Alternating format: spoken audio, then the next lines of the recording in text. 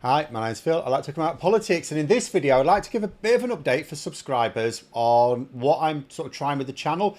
Particular focus on live streams, but I'm going to talk about a couple of other things as well. So, in terms of the streams I do at the moment, there's the main one on Saturday evenings, which is open to the public, but only members can type in the chat. That was my sort of cunning and lazy way of moderation. It made moderating the chat quite easily because you're not going to get people paying to troll, or very few people. I also do a couple of private live streams. There's one for the upper tier of YouTube members on Wednesday evenings, and I do one on Sundays for Patreon members who don't like engaging with the payments on YouTube. But at the end of last year, I was talking about maybe doing some shorter daily live streams, like half-hour live streams. I did do some in the immediate run up to Christmas, and the idea would be just like the Saturday ones, viewable by the public, members only in the chat type of thing. What's tended to I've ummed and ahed about it, and what's tended to put me off is the timing. They'd have to be in the day. Have to be in the day. I have to spend some time with my wife in the evenings. And at that point, you're then saying, okay, so then it's effectively only open to people who are like retired, or, maybe not working, or just happen to have that day off or something like that. And it can still be worth doing, but I'm just thinking, is it? Then I sort of had a bit of an idea, which is, what if I tried doing it at sort of lunchtime? Obviously, different people take lunch breaks at different times, but if I did one at like noon, that may also catch a few people who could be at work as well. So I'm thinking, okay, so we'll try that out. So the idea is from next week, I'm going to do a half-hour live stream on Mondays and Fridays, 12 noon, so 12 till 12:30. In the hope that you can also catch a few people on their lunch break. Now, there is another way to do live streams in the day as well, and some people use them to great effect, and that is to do reactive live streams, which is where they're not scheduled. So that's a bit riskier, that one. You might not get anyone on it. But the idea is breaking news, some breaking news comes out, and you go, oh, I'll do a live stream on that right now. That's a possibility. It's not something that I'm definitely going to be doing. It may be something I attempt to do over the summer, so we'll see. Now, obviously, putting on any sort of live streams at noon provides a bit of a clash, because I bring out a video at noon UK time. So what I'm going to be doing is putting those back to 1 p.m. and I'll do that on every day. So not just when I happen to have a stream on, because then it gets not everyone has a schedule. Not all YouTubers have a schedule. I like to have a schedule. So I'll just do that. So from next week, all the videos will be on at 1 p.m. and 5 p.m. UK time, with, if there's a third video, which at the moment they're tending to be, at 7 p.m. like the one that's going out now, just to make it consistent. So there will be a slight change in the timings of videos of each day. And I'm also changing the presentation of some of the streams. So, well, in fact, all the streams. So some have already commented on like this sort of setup, which is not quite finished, but hopefully will be for Monday. So in the past, I've tended to use the VCam. Now, I like the VCam because it's very practical. I can put things behind me.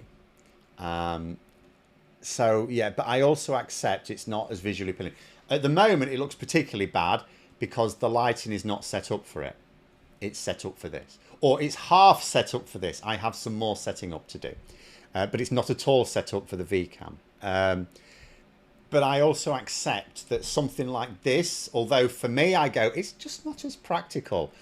For a lot of people, it's more appealing. I accept that. Ironically, the low-tech version is more appealing. I get this domestically as well. So my wife and I will be discussing some sort of arrangement at home, right? And I will argue for the practical arrangement, and my wife will ask if I can see the aesthetic appeal in what she does anyway. And I'll just look at her with a blank expression, at which point she sits me down and tries to explain it to me, but it doesn't really work. But I've just thought, I don't lose too much practicality with the bog standard view. I I accept as well that professional streamers do not use the VCam. They just use their own natural background. So I'm going to go with that as well. In theory, I could use this shot for most things and then switch to the VCam.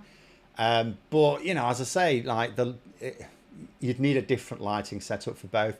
And switching between two different lighting setups is a bit of a pain. I mean, one of the lights behind me, for example, my phone's not even connected to it right now. It's been a complete pain. So the idea of hoping the technology works and you can switch from one lighting setup to another at the flick of a button to switch over is probably a bit too much to hope for. So that'll be too much hassle and risks. It's an extra technological thing that can go wrong. So I'll just basically go, no, we'll just stick with this. I've got a cunning plan anyway, maybe a cunning plan. Now, in terms of other new things, so you may have seen the much longer video, which I brought out a few weeks ago now, wasn't it? On our electoral system. Now, the plan is to do more of these. I have 2 more in the works, but they're both being forced out to come out on particular dates for reasons that will make sense when they come out, including next Monday. They may be a bit more rushed than I will like. So I'm trying to do lots of things at once at the moment, you see, because it's a quieter time of year. So I'm thinking now is the time to like experiment on all these things. Then, you know, and get it right over summer. Then I'm into a nice swing when things go crazy again, which often happens around about September, October time. So the idea with the longer videos is to try to make content that's more evergreen, so they can just keep ticking up the views over time better than the more sort of, I mean, most of the stuff I do each day is very much of its time. It's not necessarily as watchable a week or 2 later. And also to see if I can attract new viewers with the different format as well.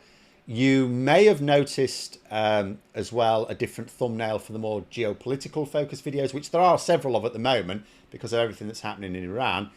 That is an attempt to have my cake and eat it.